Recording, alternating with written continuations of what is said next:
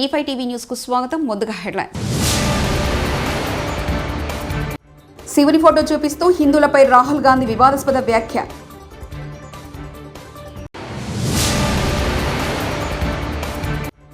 Party మారిన ఎమ్మెల్యేలు దమ్ముంటే రాజీనామా చేయాలి కేటీఆర్.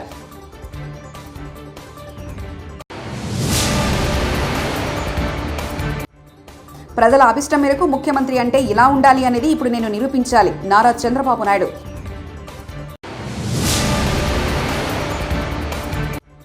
CBN 4.0 1995 నాటి సీఎంను చూస్తారు. లోకేష్తో చంద్రబాబు ఆసక్తికరమైన సంభాషణ.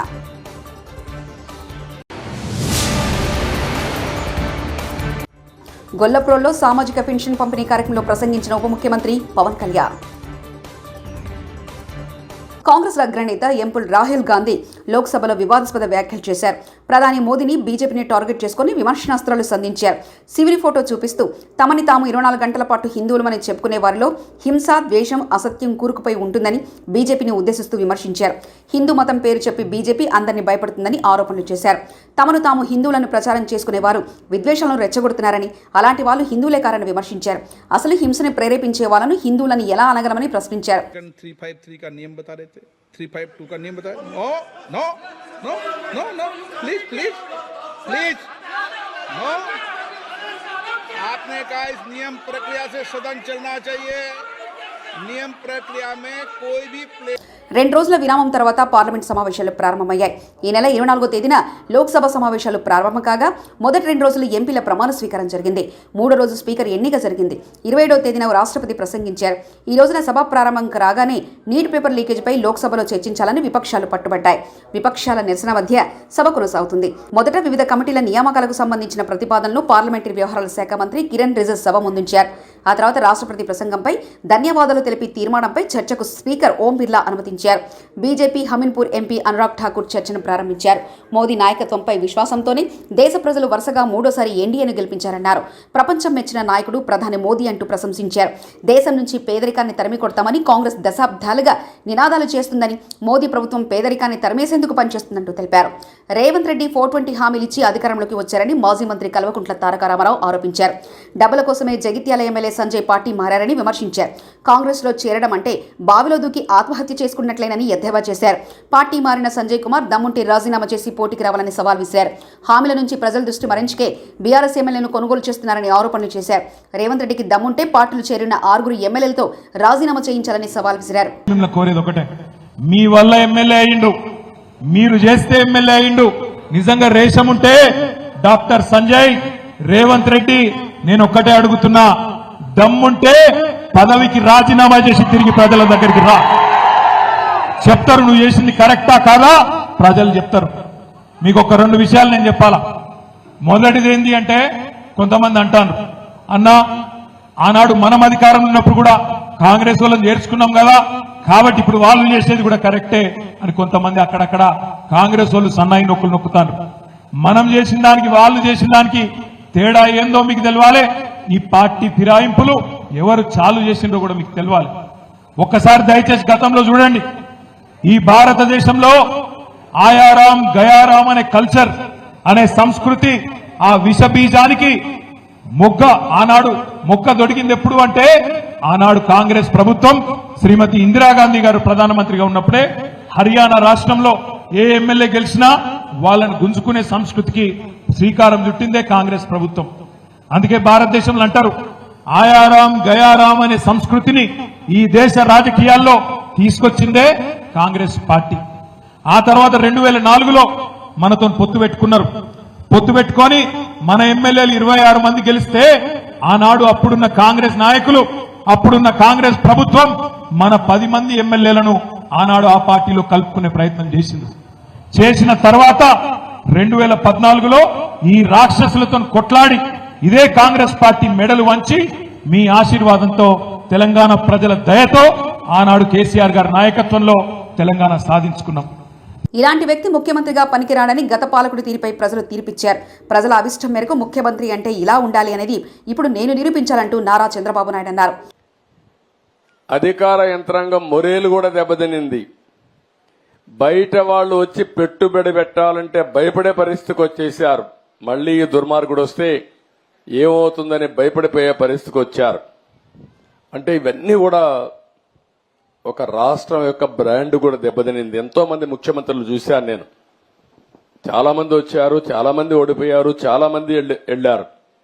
కానీ ఒక వ్యక్తి ముఖ్యమంత్రిగా పనికి రాడు, అలాంటి వ్యక్తి వచ్చాడని 5 ఏళ్లు నిరూపించిన ఏకైక వ్యక్తి మొన్నటి వరకు నాడు పేరు కూడా నేను చెప్పకూడదు, కానీ అలాంటి వ్యక్తి ఇతను.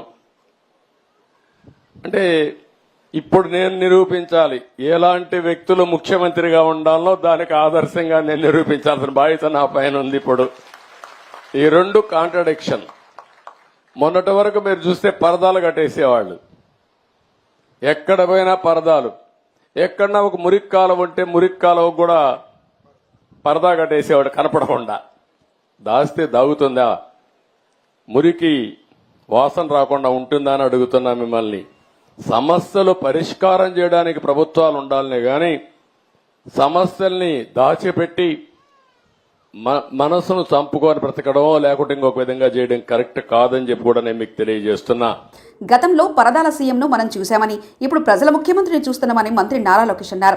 పెన్షన్ల పంపిణీ అనంతరం మంగళగిరి నియోజకవర్గం పెనుమాకలో నిర్వహించిన కార్యక్రమంలో సీఎం చంద్రబాబుతో కలిసి మంత్రి పాల్గొన్నారు. ఈ సందర్భంగా లోకేష్ చంద్రబాబు మధ్య సరదా సంభాషణ జరిగింది. ఈ ప్రభుత్వంలో 1995 నాటి ముఖ్యమంత్రిని చూస్తారు, చరిత్ర గుర్తుపెట్టుకోవాలి. నువ్వు కూడా అప్పట్లో కుర్రాడివి, నీ కూడా ఐడియా లేదు. అప్పట్లో హైదరాబాద్ నుంచి బయలుదేరుతున్నానంటే రాష్ట్రం మొత్తం రెడ్ అలర్ట్ ఉండేదంటూ చంద్రబాబు వ్యాఖ్యానించారు. సీఎం మంత్రి లోకేష్ మధ్య సంభాషణ జరుగుతున్న సమయంలో సభలో నవ్వులు పూశాయి. పనిష్మెంట్ తప్పదు, మీకు బీ క్లియర్. అంటే 5 సంవత్సరాలు అలవాటు కదా సార్, కొంచెం టైం పడుతుంది సార్. మీకు కూడా అందరికి అలవాటు కావాలి, వాళ్ళకే కాదు. కొత్త శకానికి, కొత్త కల్చర్ కి అందరూ అలవాటు కావాల్సిందే. ఇంకా టైం ఉండదు. ఏది కూడా రివర్స్ గేర్ నుంచి రివర్స్ పోయే బండి పాజిటివ్ గా నడిపిస్తున్నాం. ఇంకా స్పీడ్ పెంచడం తప్ప ఎనిక్కిపోయే సమస్య ఎవరికి ఉండకూడదు, ఆలోచన రాకూడదు. లేకపోతే ఒక షార్ట్ ట్రీట్మెంట్ ఇస్తే అందరూ సెట్ అయిపోతారు, ఇన్క్లూడింగ్ ఎవరైనా సరే. నేను సిద్ధంగా ఉన్న షార్ట్ ట్రీట్మెంట్ ఇవ్వడానికి. పాపం ఇంకా కొంచెం ఇది ఉంది కాబట్టి స్లోగా పోతున్నా. ఇప్పుడు స్పీడ్ పెంచాలి ఇంకా, అంతే. నేను అందుకే చెప్పా 95 ముఖ్యమంత్రిని చూస్తారని. 4.0 95 అది గుర్తుపెట్టుకోవాలి. 95లో ఒకసారి మీరు చరిత్ర గుర్తుపెట్టుకోవాలి. అప్పుడు నువ్వు కూడా కుర్రాడివి, నీకు కూడా ఐడియా లేదు. అప్పుడు నా చరిత్ర గుర్తుపెట్టుకుంటే, హైదరాబాద్ లో బయలుదేరుతున్నానంటే రాష్ట్రం మొత్తం రెడ్ అలర్ట్ ఉండేది. అంత భయంకరంగా చేయను కానీ తప్పు చేస్తే మాత్రం ఎవరిని వదిలిపెట్టను. ఉంటే మా మైండ్ అంతా మార్చుకోవాలి. అందుకే 95 అన్నా నేను. 95 CBN 1.0 నాట్ 4. అది రిపిటేషన్ వస్తుంది. ఇప్పుడు ఇక్కడ మంత్రులకు ఉంటుంది, ఎమ్మెల్యేలకు ఉంటుంది, అందరికీ ఉంటుంది. ఏపీలో ఎన్టీఆర్ భరోసా పెన్షన్ల పంపిణీ ప్రారంభమైంది. కూటమి ప్రభుత్వం ఎన్నికల మేనిఫెస్టోలో ఇచ్చిన హామీ మేరకు 7,000 పెన్షన్ మొత్తాన్ని అర్హులకు అందిస్తుంది. మంగళగిరి నియోజకవర్గం పెనుమాక ఎస్టీ కాలనీలో సీఎం చంద్రబాబు పెన్షన్ పంపిణీ ప్రారంభించారు. మంత్రి లోకేష్ ఇతర అధికారులతో కలిసి గ్రామానికి చేరుకున్న సీఎం పూరిగుడిసెలో ఉన్న లబ్ధిదారులు రాములు ఇంటికి వెళ్లి 3 లబ్ధిదారులకు స్వయంగా పెన్షన్ అందజేశారు.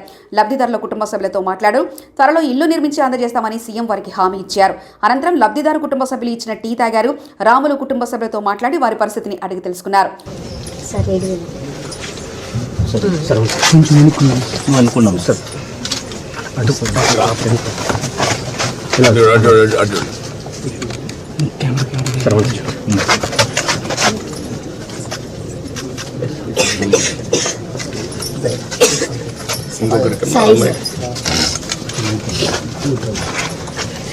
అమ్మ మీద అటు తిరగమ్మ.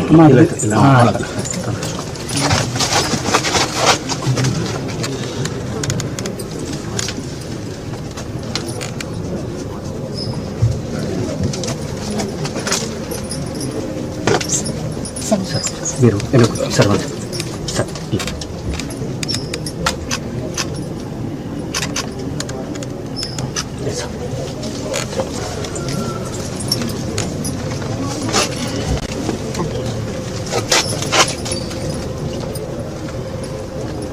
కొంచెం బాగా ప్లీజ్. Thank you.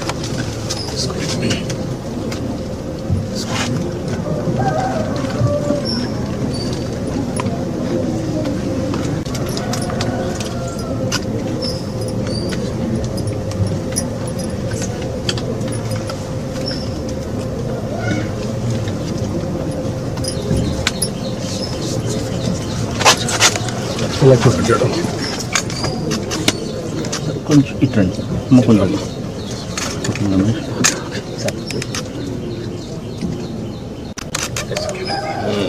ఇప్పుడు ములుగు జిల్లా వాజేడు మండలం చీకుపల్లి గ్రామ శివారు అటవీ ప్రాంతంలోని బొగత జలపాతం చూపర్లను ఆకట్టుకుంటుంది.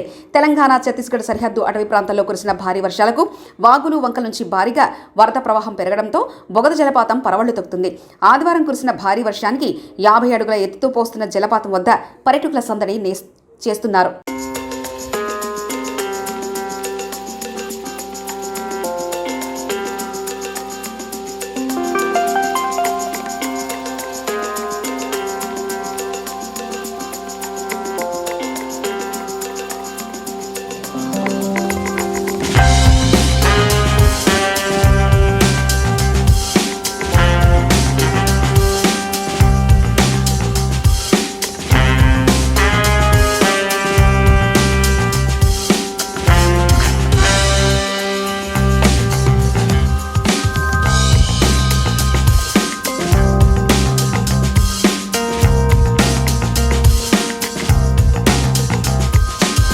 పిఠాపురం నియోజకవర్గంలో గొల్లపూర్లో నిర్వహించిన పెన్షన్ల పంపిణీ కార్యక్రమంలో డిప్యూటీ సీఎం పవన్ కళ్యాణ్ పాల్గొన్నారు. ఈ సందర్భంగా లబ్ధిదారులకు పవన్ పెన్షన్లు పంపిణీ చేశారు. అనంతరం డిప్యూటీ సీఎం మాట్లాడుతూ గెలిచాక పెన్షన్లు రద్దు చేస్తామని వైసీపీ ప్రచారం చేసిందని, కాను తాము గెలిచాక పెంచి ఇచ్చామని చెప్పుకొచ్చారు. ఎలక్షన్స్ అయిపోయి రిజల్ట్స్ వచ్చిన తర్వాత ఇదే మొదటి నా విజిట్. ఇది ఇందాక కృష్ణరాజు గారు మాట్లాడుతూ ఉంటే ఎలక్షన్ రిజల్ట్స్ వచ్చినప్పటి నుంచి ఇప్పుడు దాకా రాలేదు అని, అది పోయింది అంటే నేను ఒకటే పెట్టుకున్నాను. ఎలక్షన్లో గెలిచిన తర్వాత నాకు లోపల నుంచి ఏముందంటే నాకు ఊరేగింపులు చేసుకోవడం నాకు ఇష్టం లేదు. నాకు పనిలోకి వెళ్ళాలనుకున్నాను. ముందు కృతజ్ఞతని ఎలా చెప్పగలను? ఈరోజు వచ్చి పెన్షన్లు వచ్చి నేను కృతజ్ఞత చెప్పుకోగలను. ఎందుకంటే నేను ఒకటి పెట్టుకుంది ఏంటంటే, ఒక సభ పెట్టాలి అంటే చాలా శ్రమ అవసరం అవుతుంది. ఒకసారి పోలీస్ శాఖ నలిగిపోతూ ఉంటారు. చాలా వనరులు, మానవ వనరుల దగ్గర నుంచి అన్ని రకాల వనరులు చాలా అత్యవసరం అయితే తప్ప అది ముందుకు తీసుకెళ్ళకూడదని అనుకుంటాను. సో ముందుగా నేను ఒక భారీ సభ పెట్టో లేదంటే ఊరేగింపులు చేసుకొని ఇవన్నీ చేయడానికి ఇబ్బంది ఏం లేదు. కానీ చేస్తే చాలా విలువైన మీకోసం పనిచేసే సమయం పోతుంది. పైగా నేను తీసుకున్నవి చాలా కీలకమైన శాఖలు: పంచాయతీరాజ్ శాఖ, అటవీ పర్యావరణ శాఖ, దాంతోపాటు పొల్యూషన్ ఉంటుంది, పొల్యూషన్ శాఖ, అలాగే సైన్స్ అండ్ టెక్నాలజీ. పంచాయతీరాజ్లో దాదాపు 3 చాలా కీలకమైన విభాగాలు ఉంటాయి. వాటన్నిటినీ చదవడానికి, అవగాహన చేసుకోవడానికి చాలా సమయం పడుతుంది. ఆ పరిపాలన అంటే ఆ శాఖ తాలూకు పరిపాలన వ్యవస్థలో ఉంటుంది, అడ్మినిస్ట్రేటివ్ డిఫికల్టీస్ ఏముంటాయని. సో ఇవన్నీ అర్థం చేసుకోవడానికి నేను ఈ సమయం తీసుకున్నాను. ఈ సందర్భంగా నేను పిఠాపురం నన్ను గెలిపించిన, భారీ మెజారిటీతో గెలిపించిన ప్రజలందరికీ నేను రుణపడి ఉంటాను. నేను ఎక్కువ ఏపీలో వాలంటీర్ వ్యవస్థ రద్దు తేల్చి చెప్పేసిన deputy CM Pawan Kalyan pension పంపిణీతో సహా వాలంటీర్ విధుల్ని సచివాలయ ఉద్యోగులతో చేయించబోతున్నట్లు పవన్ సంకేతాలు. వాలంటీర్ వ్యవస్థను కొనసాగిస్తూ 10,000 జీతం కూడా ఇస్తానని ఎన్నికల్లో హామీ ఇచ్చి మాట తప్పిన చంద్రబాబు వాలంటీర్లకు తేనె పూసిన కత్తితో కూటమి వెన్నుపోటు పొడిసినట్టు తెలిపారు. దాదాపు 6,000 మంది పైచిలుక అధికారులు, మనం టోటల్గా ప్రభుత్వ ఉద్యోగుల్ని మీ ఇంటికి వచ్చి మీకు డబ్బులు ఇస్తా ఉన్నారు. వాలంటీర్స్ లేకపోతే ఎక్కడ ఆగింది చెప్పండి ఈ రోజున పెన్షన్స్.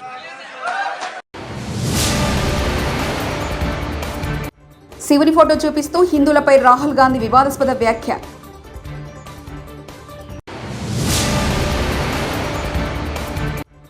పార్టీ మారిన ఎమ్మెల్యేలు దమ్ముంటే రాజీనామా చేయాలి కేటీఆర్.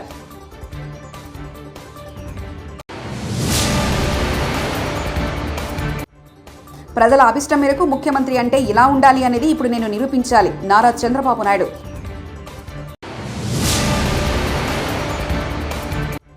సిబిఎన్ 4.0 1995 నాటి సీఎంను చూస్తారు. లోకేష్తో చంద్రబాబు ఆసక్తికరమైన సంభాషణ.